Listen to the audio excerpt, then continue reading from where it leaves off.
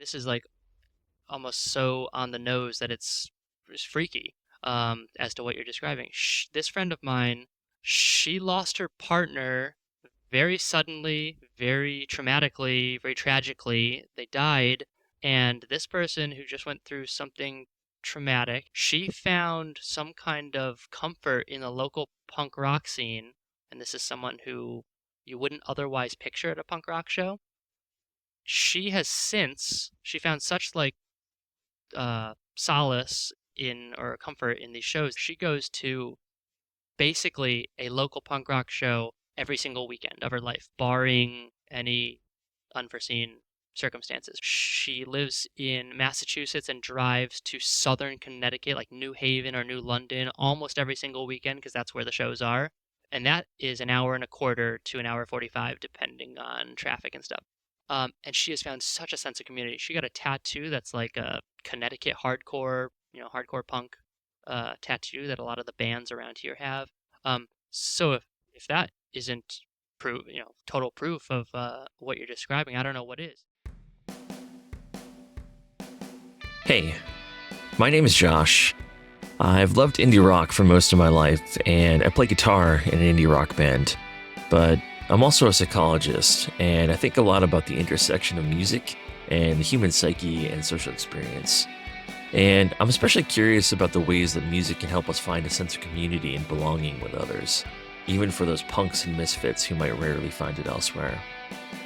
In this podcast, I'm joined by my lovely wife and bandmate Julia. Hi! We have conversations with other musicians and artists about the music we love, the music we make, and the importance of music as a means of connecting with others. This is indeed an indie rock podcast about the music that binds us.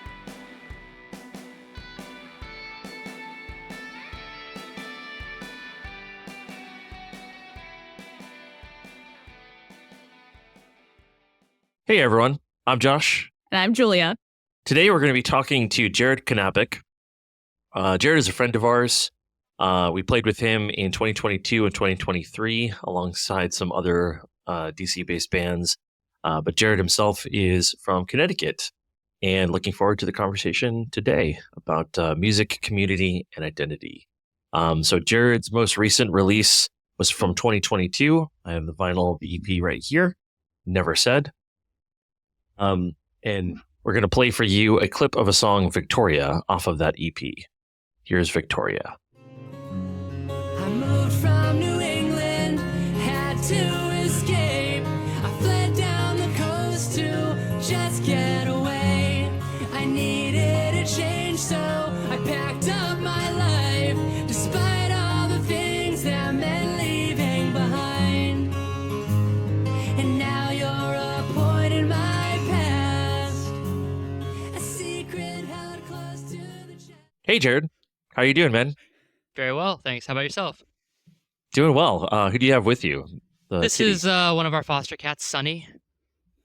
Ooh, Sunny. Yeah. Well, thank you for being here, and thanks, Sunny, for being here. Our pleasure. So we're gonna jump in. So we played a clip of your song, Victoria. Can you maybe just kick us off by telling us a little bit about that song in particular?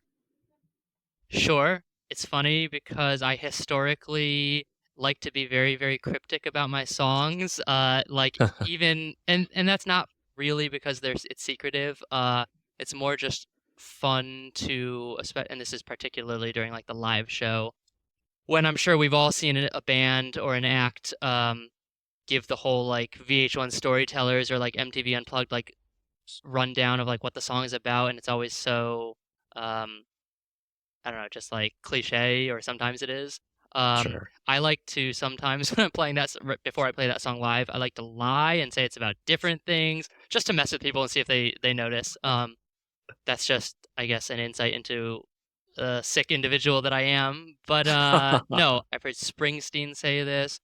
I've heard Sheryl Crow say this. I've heard Brian Fallon from the Gaslight Anthem say this. Is like, I think there's something to the almost mystery of what a song is about that like makes the listeners connect with it. And like, I can't speak for you guys, but like I love songs that I grew up listening to when they reference like a place or something that's like I don't know, a street in a given city, and I'm always wondering like what is that? What does that mean? I love songs like that when I don't even quite know what Sure. the lyric means. I mean, I could cite countless songs that like reference something hyper specific to that person, I guess, that songwriter.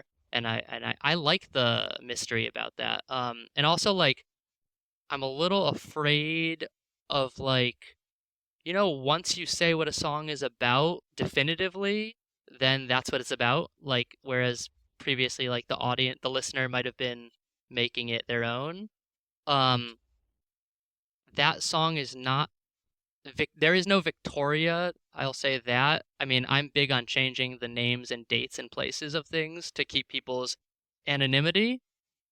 Um, But if you listen to like the last verse, like the outro of that song, it even said it's like a little tongue in cheek. It says, "I'll call you Victoria as if that were your name."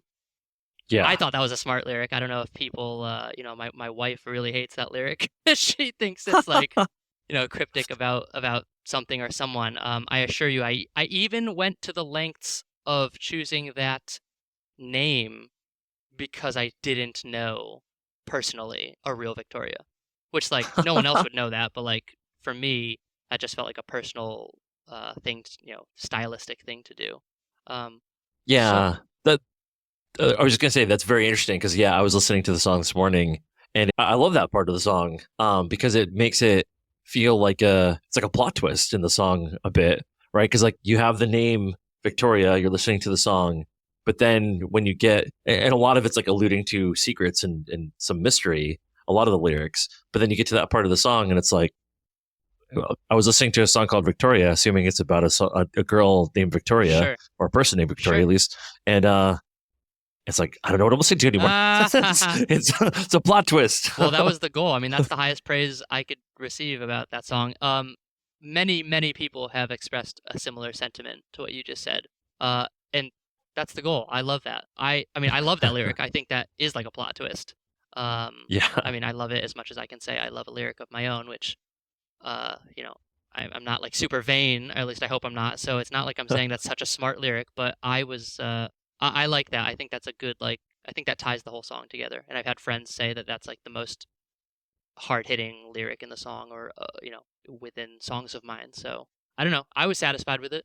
Yeah, I mean, I do think it's hard hitting because it's not it's sort of playing around a little bit with expectations. I think, but there is a really kind of exciting piece I think attached to that lyric, specifically in your song, where it's like you know it does buck the typical convention of a song named after a person by being this mystery, but also this plot twist. But there also is that clever foreshadowing in the rest of the song with the sort of allusions to like mystery and kind of like putting away a secret and that sort of thing that are kind of like sprinkled throughout the song that I thought was Dang, I do think you is have a really very clever. analytical ear. Good on you.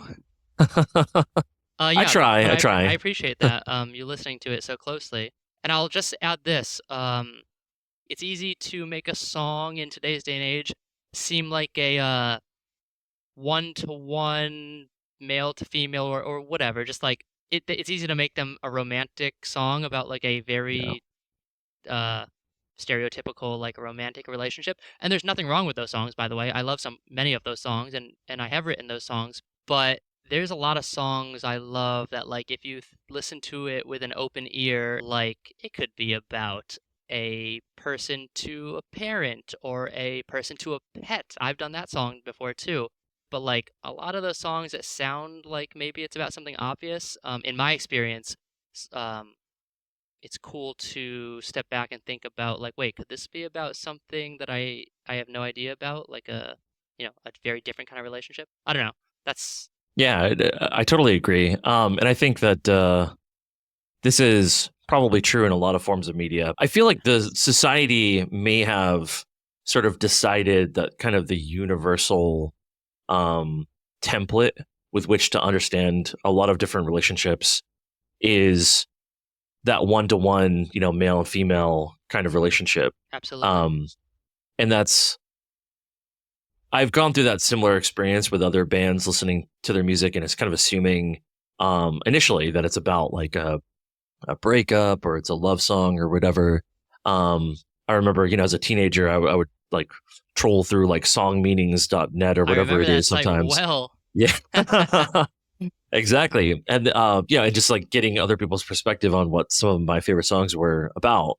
And then there were people who, claimed to have this insider knowledge about whatever, but like you can almost guarantee on that site pretty much any song you look up, there's going to be someone saying like, oh, it's a breakup song, or it's like, oh, it's like a love song. Of course. But sometimes it's very much not. But it is interesting that we, as a society, I think generally do look at things, particularly art, through that prism of like romantic relationships between like a man and a woman. Oh, we're There's primed for obviously, it. I get why it yeah, happens, but it's just cool sure, to buck the trend or whatever. absolutely, yeah, it definitely is. And I found too, as I've grown older, so I've taken stabs sometimes at writing songs about something that's not your traditional, relationships and breakup song or whatever. But then I find myself sometimes, in order to make it universally relatable, like the easiest thing to do, or sometimes the most powerful thing to do, would be to frame whatever it is you're writing about in a way that could be understood as this like easy to understand relationship between two people. And I think part of that, or my guess is part of that, is because there's like an understood emotionality to that. Like everyone knows what it means to like long for someone or have affection for someone, or to have like unrequited affection, or to have a breakup. So like there's an emotional component to it that's really easily understood, but also really powerful, particularly for certain demographics. But I do wonder if that's like why we see it as this universal template Yeah, to use. and also just to add to that, and that's I agree with all of that. Take a big band like Dashboard Confessional. Chris from that band, I know for a fact he has said he's got some records, about three or so, that are right in the middle of his career when he was on like a major label, like Interscope, I think, or something like that. He's told me, and he's also said this in plenty of interviews, that like the record labels, there's like a bunch of cooks in the kitchen, so to speak, and they start weighing in on the lyrics, and they had him change to his chagrin, and he has since actually gone back a few years ago and re-recorded those records that he was dissatisfied with, and Hmm. changed the lyrics back to their original form, but they influenced him to make the lyrics more relatable.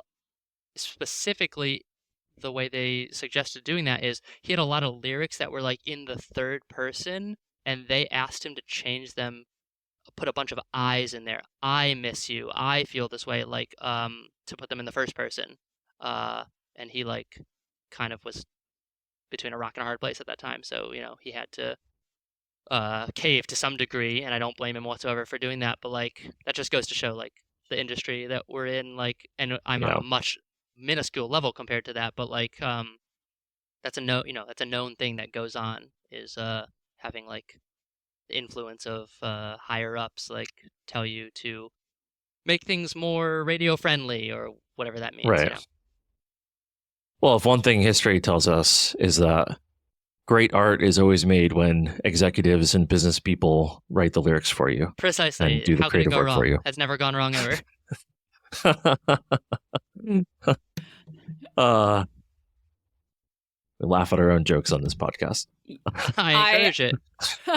This is like kind of a tangent, but like Jared, when you were talking about not talking about what your songs are about because it like leaves an opening for people to, make their own interpretations. And then now that you mentioned music executives and stuff writing songs, when I was when I was 12, I was really into Eiffel 65. Love it. Blue.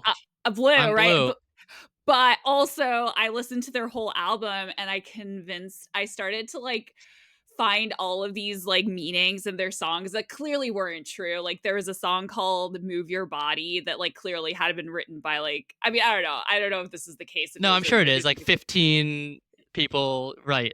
Yeah, and the only lyrics are "Move your body, everybody." And I was just like, clearly, this is just like a commentary on the importance of like artistic release. Because I was like 12, I was just like, Whoa, and I what was do you mean like, because you're 12? That's insanely I mean, you were drawing those parallels at 12? At 12, I was listening to stuff and being like, I like the na-na-na-nas in Blink-182's, All the Small Things. I was not listening with that kind of an analytic ear. That's insane. Well, yeah, I think I was like, but I was like finding things where they didn't belong. I also like convinced myself that like Britney Spears had some like really hard hitting like philosophical lyrics. I like I was like Britney Spears, Backstreet Boys, Eiffel 65, and I was just like, oh man, these guys are geniuses. They're using these like simple lyrics, but like really they're conveying this like big philosophical message, which they clearly were not. But that just I mean, the I don't. conversation made me think of that. That is too funny. First of all, you are definitely in the minority, and I don't mean that in a bad. I mean that in a good way. You are a very sophisticated and wise beyond her years, apparently, preteen. That's insane. I was not thinking any of those things at 12. I don't know what I was thinking at 12 and what I was listening to. That's insane. I was listening to like Baja Men Who Let the Dogs Out on the radio or something like that. I mean, I was too. I don't think I tried to interpret those lyrics, though. It was more just like artists that like I listened to very frequently, and like I feel like I probably developed like a parasocial relationship, and so I felt like only I could see, Oh you know? my. Yeah. But yes, anyways, your lyrics are not just move your body, everybody. I think, yeah, sometimes like leaving things open can like, lead to some interesting interpretations that you would never have thought of. It But warms my heart to think that maybe somehow there's a 12-year-old out there listening to Victoria, and they're like, "Oh my God, this is a social commentary on this, that, and the other." That's incredible. I hope so. So this piggybacking a little bit off of what we were just talking about in terms of songwriting, I guess. Can you sort of like talk us through your process in terms of songwriting? How do you like usually start with a song? Do you keep any kind of like a notebook or anything of like song titles or lyrics or ideas for songs? Like, how do you get your inspiration and how do you approach it? Sure. There's a lot to unpack in that short question you asked. First of all, song titles in particular, couple things. One, in my phone, in my notes app, literally keep a running list of just like compelling sounding or things that are poignant to me at the time. Sometimes they remain poignant a week or a month later. Sometimes, they don't make the cut, but I literally keep a list of like things that I think are, I don't know, I'm compelled to jot down as a song title. And it might sound backward to do it that way. You would think you would write the song and then the contents of which would influence what you title the song. And that is what happens most of the time. But I don't know, I do like sometimes this list of potential song titles actually turns into lyrics more often than not. When I think it's like I don't know, a smart turn of phrase or something like that. Um, Another thing with song titles, it's funny. I remember playing a very, very early show in like Catskill, New York or something. This is 10 years ago or so. And the person who played right before I did, they on the mics were making some joke about how they were told to always name a song like the last line of the chorus or first line of the chorus or something, stereotypical like that. And it was so funny because then I got up right after they played and I made a quip about how none of my songs are named like that. They're all named like these obscure things. As far as writing songs, I don't know if you guys, being musicians and in a band yourselves, can relate to this, but like it seems like we live in a day and age where to like stay relevant as a band, you have to be releasing one new song. It seems like every 3 months, give or take. It's like the 6 week to 12-week, whatever, time frame, and it's like all singles all the time, and it's like we got another new Yeah. song coming in 5 to 8 weeks or whatever. I'm not knocking that. I cannot do that for the life of me. That sounds dreadful to me. And maybe it's because I'm like a holdout of the old, full album or at least like full collection of songs school, Yeah. like an EP. But like, I don't know. I write songs that feel like a cohesive collection. Like I say everything I want to say, and for better or for worse, I can't just add songs to that for the sake of adding songs. And I had a friend when I was describing to him this dilemma of like I'm between a rock and a hard place with this weird amount of music to release.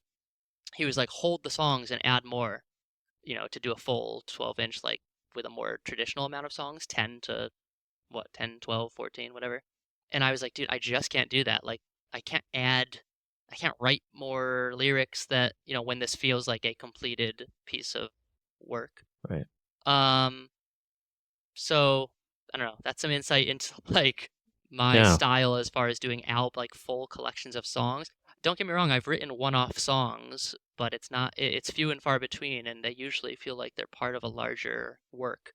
Um, I'm actually sitting right now in the space where I write songs, and to piggyback off of what we were just talking about, and you were asking how I write songs, uh, I play guitar and sing and write a little bit every single day, but I certainly don't get like an album worthy song every day. I've had songs come out in one fell swoop, like very quickly. And you hear a lot of artists talk about how like those tend to be the best ones, and that can be the case.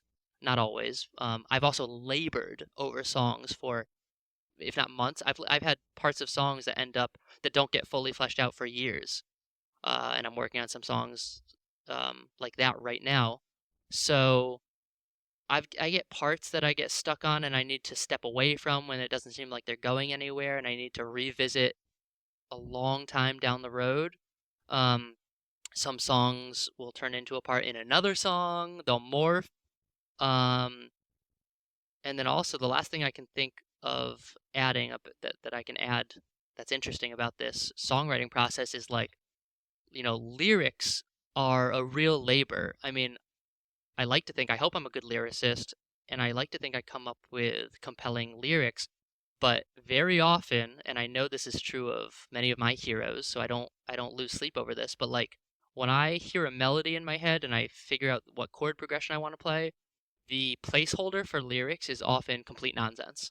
I don't know if you do that. I literally I hum or do a little like, like nanas or something like that. I hum that, and that sets the placeholder when I hear in my head what I want a melody to be. And then more often than not, almost every single time, some words come out, and I can't, and they're not like, it's like a stream of consciousness. Is that what they call it? It's Yeah. like I didn't sit down and write, put pen to paper and write these lyrics, but some words come out naturally.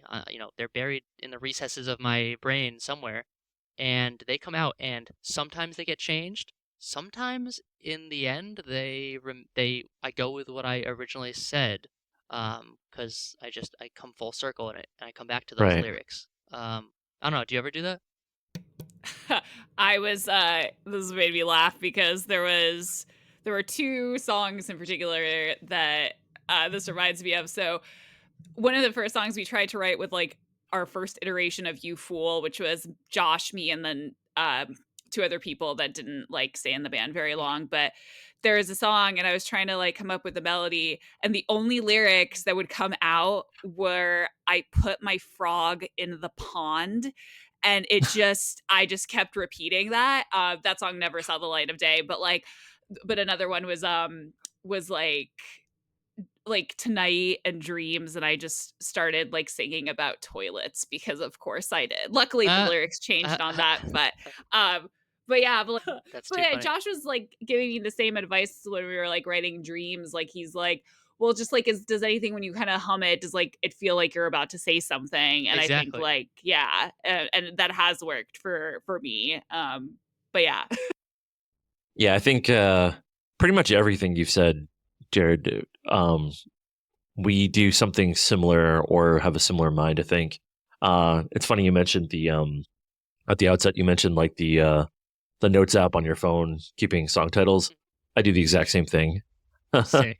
I have I have like an EP's worth of song titles just like listed in this really long convoluted like notes app document that I just Exactly. keep adding to and changing and whatever. Same. Um and yeah, and then even though I'm not like the vocalist of the song of our band, I should say, I contribute I'd say like half maybe of the I lyrics was just about to to ask the you guys songs. if Julia, you being the main vocalist, if you write exclusively or if other people do. Yeah, it's 50-50. Like some albums are more me, some are more Yeah. Josh. Yeah. The Circus album was mostly me, but like I think a lot of the other ones are more Josh. Yeah, like we did the EP Escape from the Circus, and that's it's basically an EP about Julia's experiences when she was doing circus stuff. And so that was obviously more her. But then the most recent album we released, What is the Meaning of This, is called. That one is probably a little more me. But then still there's obviously songs like Julia that you wrote that we have on there. It's like it's kind of a split, but it is kind of a weird or an interesting challenge sometimes, because I'm sometimes writing lyrics from my own perspective, of course, trying to express something that is going on in my head, but then having to filter it through Julia, right? Like there are certain themes or lines or experiences that we want to communicate, that we need to sort of be mindful of the fact that it's coming from Julia, not me. And there's like the gender piece, there's Right. the lived experiences that differ, and so we have to sort of wrestle with that a little bit I would in a encourage unique you guys way. not. I mean, this is totally unsolicited advice, and don't listen to me if you don't want to. Please. No, I get what you're saying about having to filter it through Julia's voice. Some of my favorite songs from bands, just off the top of my head, I can think of Jimmy World has done this a million times. Some of my favorite songs are sung by one person, male, female, whatever, etc. And it's completely written from someone else's perspective. I love songs like that. So I would encourage you to, if you're ever feeling like you are struggling to convert it the way you were just describing, maybe don't. There's a song from Jimmy World called "Cut," and it's definitely written from a Oh yeah. female perspective. And it's like all, and it like it's a male voice singing to like about and to, they even use the word boy. So I don't know. Those songs are very intriguing. It adds a whole nother layer of like to dissect it. I do like those songs as well. So Oh yeah. we have not yet tried that, I don't think. It's not but easy. Yeah, I strive to do that, and I would like to write that would be another box to check for me. I love that. When we did Fairy Tale of New York, we did the cover, and Josh, you were like, "Oh, we should like change some of the lyrics because like this is like from a male singing," and I was like, "Why?" Like we should just like it doesn't matter. Like we're it's like Oh, I'm all for that. yeah, It doesn't matter. That's awesome. yeah. But it's funny. I'm like Josh doesn't like write about like his songs aren't like testosterone grilling. Like it's not gonna be like. I feel like it wouldn't be so hard, I mean, actually, maybe we should write a song about grilling and have me sing it, like, grilling some steaks, drinking beers with the boys. Josh is a typical alpha. I've known it. I've said it. I've said this since day one. I know people see me and they're like, "Whoa, man! Like, tune down your testosterone." But it isn't quite the same, and now something's changed. It's just an echo of a distant memory. I shout out into the night, but just the howling wind answers me, and nothing else. You couldn't wait. You couldn't wait to be anywhere but here.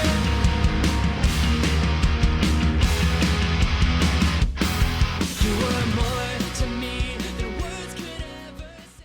There's been some studies that have basically suggested that people tend to infer other people's values based on what music they like. For instance, if you know someone who has a similar taste in music as you, people tend to infer that that person has similar values as you, which I find pretty interesting.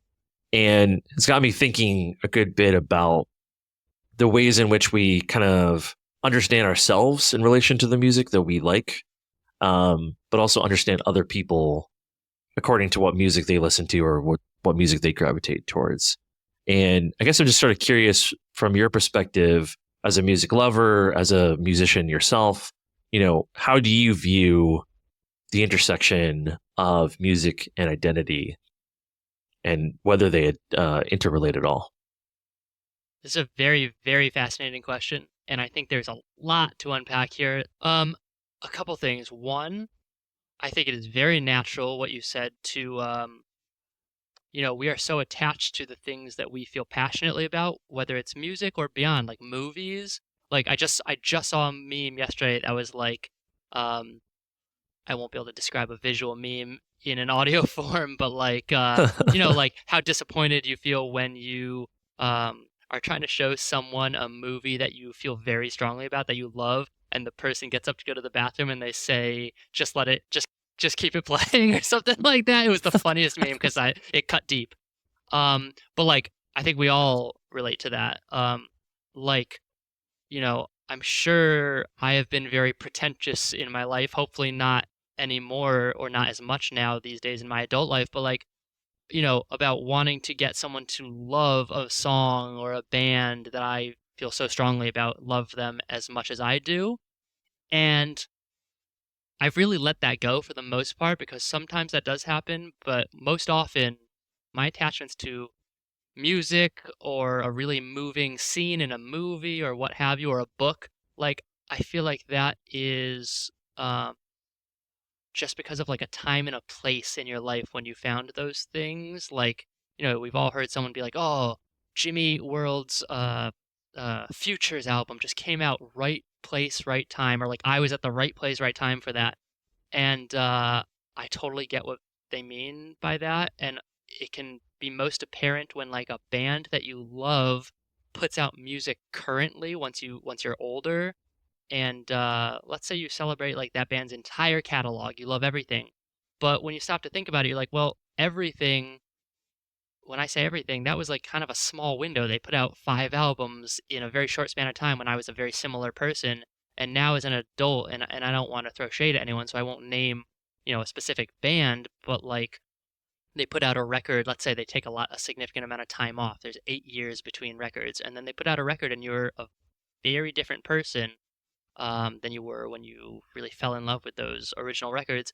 And they put something out, and maybe it just doesn't have that. I always call it the X factor, because I call it X factor because it's like you can't ever pinpoint one specific thing that's like wrong with the album. There is nothing wrong with the album, uh, probably, but like maybe that X factor isn't there. You're not looking for that moving music in the same way you were when you were, I don't know, 19 or something like that. So like there have been that are like top 5 favorite bands of mine of all time, and I celebrate their entire catalogs. And then they just put out an album recently, and yeah, I would never say it's bad. It certainly isn't bad, but it just didn't hit the way that those ones that you feel so strongly about have.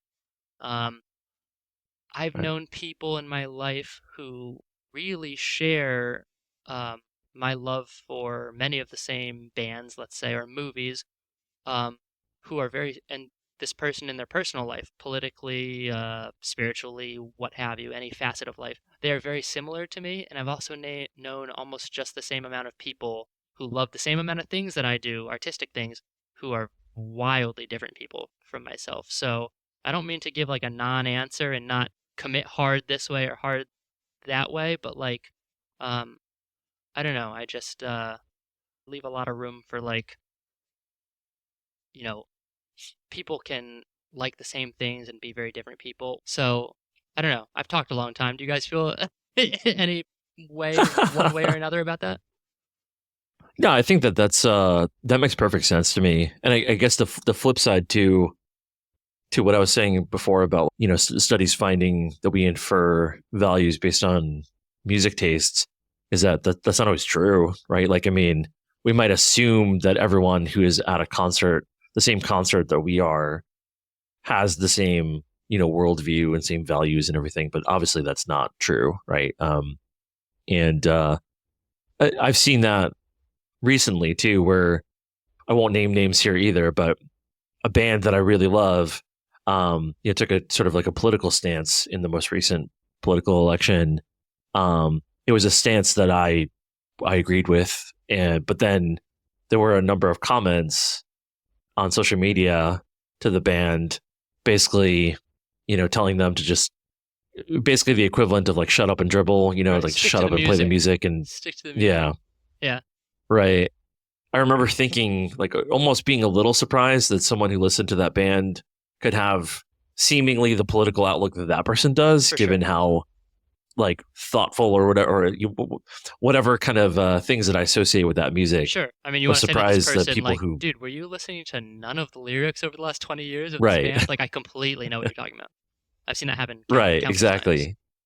Yeah. We're in a society right now that's very isolated, very polarized politically and otherwise. Um, there's a loneliness epidemic. And I think a little bit about what role music can have in trying to address some of that, like some small piece, right? Like, I'm not saying that music's going to save the world necessarily, but I have been thinking a lot about the importance of like mobilization on the local level. And I guess my question is, bearing in mind the fact that we make some assumptions about what other people who like the same music as we do, and bearing in mind the sort of structure of the world around us right now, do you see a value in like local independent music to try to like sort of foster that sense of community and connection with others, like through listeners or even through like other musicians as you're doing shows? Like what do you make of the role of music? Sure. I'm positive, without the shadow of a doubt, that there is the value to local music that you're describing. A very close friend of mine, I mean, this is like almost so on the nose that it's freaky, as to what you're describing. This friend of mine, and I was not friends with her prior to this event happening, she's become a friend of mine. She lost her partner very suddenly, very traumatically, very tragically. They died. This is a couple of years ago, just over 2 years ago, I believe. Um, and she sought um, comfort. I don't know what exactly brought her to go to local punk rock shows. I forget that detail of her story. What made her? Because I don't think prior to this she was in that scene whatsoever. I don't think she was familiar with. I don't think she listened to punk rock in particular. Maybe she listened to like top 40, very like average Joe type stuff. I don't mean to make assumptions about her, but I don't think she was in the local punk rock scene. And somehow she found her way to a local show, and like local shows around here in Connecticut is like it can be at a dive bar, you can be playing to next to nobody. I mean, don't get me wrong, there are well-attended shows, but like the shows that are a dime a dozen are like playing to the bartender and stuff like that. And this person who just went through something traumatic, she found some kind of comfort in the local punk rock scene. And this is someone who you wouldn't otherwise picture at a punk rock show. She found such like solace in or comfort in these shows that she has since gained a sense of community, and I've spoken at length with her about this. She found such comfort and community at these shows. I think she felt the spirit of like the community there, did a deep dive into lyrics on the recordings. This person is like a uh, really avid collector of like local bands' vinyl and whatever physical medium they have for music. She buys it all, collects it all. It's a very thoughtful person. And she since that incident of a little over 2 years ago, she goes to basically a local punk rock show every single weekend of her life, barring any unforeseen circumstances, her being ill or having obligation that weekend. She lives in Massachusetts and drives to southern Connecticut, like New Haven or New London, almost every single weekend because that's where the shows are. And that is an hour and a quarter to an hour 45, depending on traffic and stuff. She got a tattoo that's like a Connecticut hardcore, hardcore punk tattoo that a lot of the bands around here have.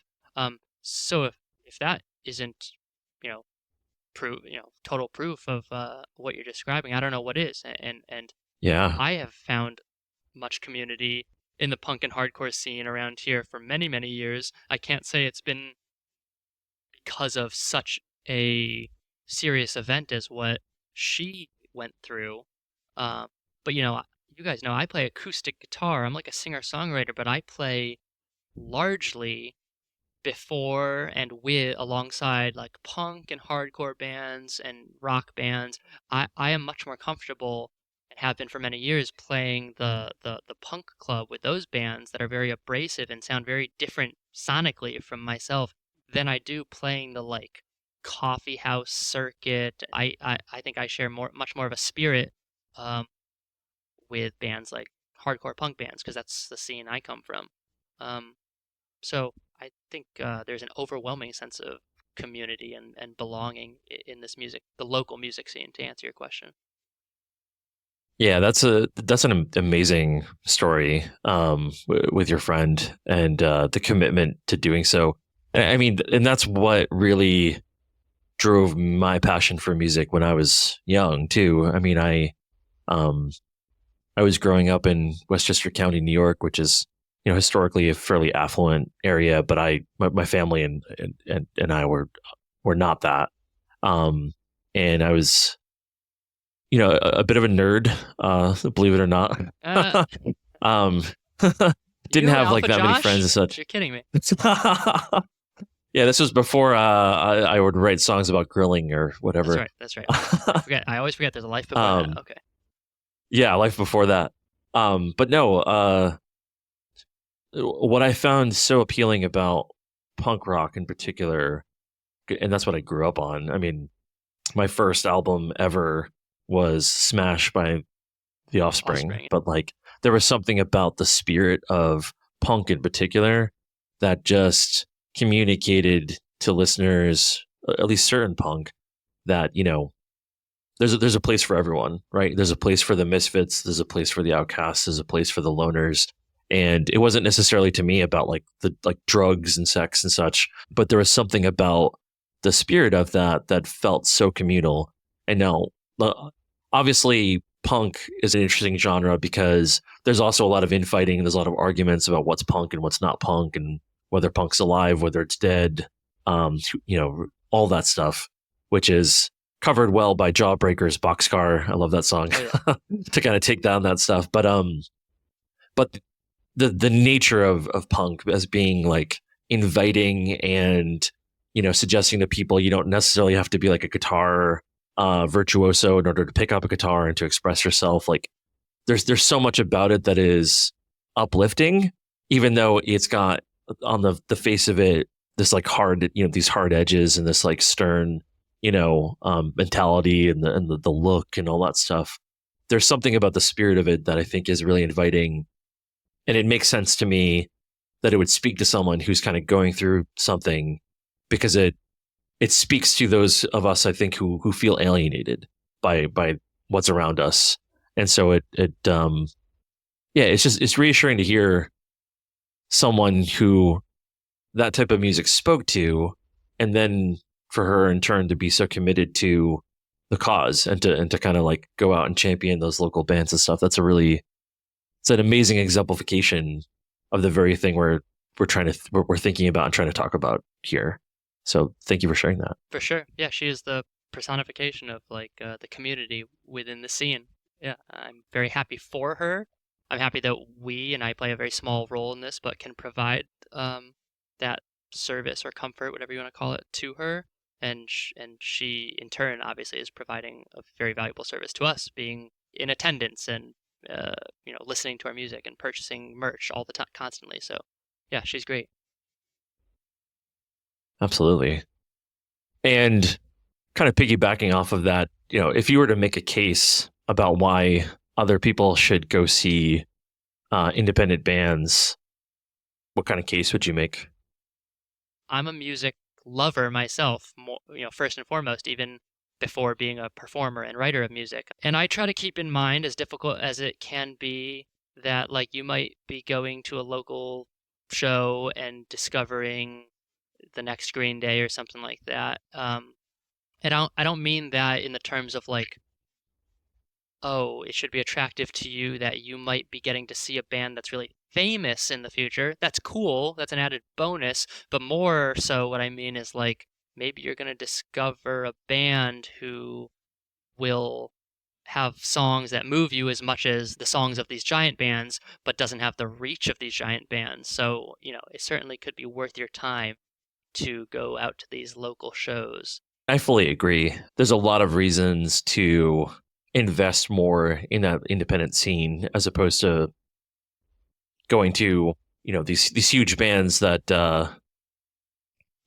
already have a lot of listeners. Like, obviously, going to see them is great too, but it can be a different experience because you're able to talk to the musicians after they get off the stage. You can speak to them, buy some merch and support them, but it has a different kind of feel than like sitting in a stadium seeing the next Green Day show. Very glad you brought up getting to talk to the band, one-on-one at the merch table, or because that's such an important piece of this. And I'm also glad you said there's a time and place for going to see the giant band at the arena, because I love that. I love seeing bands succeed and play giant rooms, but there just is an inexplicable and a hard to define, an intangible thing to seeing, like you said, a band play a small room and then there's no backstage. They get off the stage and maybe walk through the crowd to the merch table, at which point they're willing to chat with you till 1 a.m. or something like that. I love shows like that, and I try to be like that myself too. Well, we have one last question for you, Jared. What are you most excited about for the future? That can change at any given moment, right? You asked me right now, it's recording these new songs that I'm working on. As described earlier in our talk, I am certainly not one who races, who ushers songs out quickly. I take my time, and that can be probably perceived as dawdling sometimes, but I just don't rush the songs out. And I'm more excited about this new batch of songs that'll come out at some point this year. Maybe the summer, than I've been in a very long time. So these are. I hope we all feel as songwriters this way about our most recent work every time we write it. But I feel like this is my best work by far. So I'm very excited to have people finally hear these songs after it's been 2 years since my last release came out. That is awesome. Well, that's the questions we had. I do want to thank you, Jared, for speaking with us. Thanks for your time. Thanks for your thoughtful insight and responses. And thanks for being here. Thank you both. Thanks, Josh. Thanks, Julia. My pleasure. It's always great talking with you guys. So, Julia, just spoke with Jared. What did you think? That was a really cool conversation. There were a lot of things that went in directions I did not expect. When he talked about how he does not really tell people what the meanings of songs are. That was really interesting and not really something I had thought about. So that was cool. And then, also just hearing about his friend and how the punk rock scene really helped her in, a time of great distress. It was a very cool conversation. I learned a lot. Yeah, me too. Both of those parts that you just described also really resonated with me. And also just the thoughtful answers, and some of the questions, definitely went in a surprising direction in a good way and brought to mind additional questions and thoughts. And so there are definitely points where I felt I wish this conversation was going to be longer, but maybe we'll just have to have him on again in the future. If you have not already done so, please like and subscribe. So thanks for listening or watching. Hope to see you next time. Bye-bye.